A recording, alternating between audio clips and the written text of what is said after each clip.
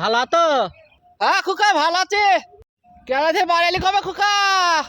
এ দেখো তাতা, কালকে আসলাম। বলছি পাট পাট লেগেছে নাকি আবার? না, পাত তো নাগানো হয়নি।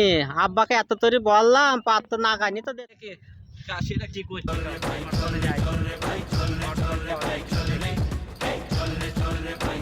ভাই পাট বুনেছো নাকি?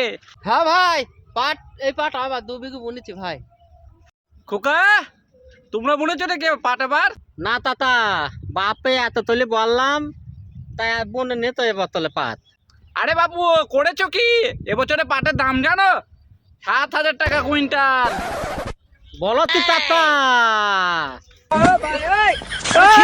কাকা পাটের দাম বলা ভাই, শিগগির পাখা নিয়ে আয়।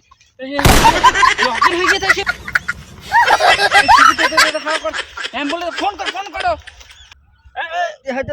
কি ভাই, ওটো তাড়াতাড়ি ওটো। কি হয়েছে কি হয়েছে?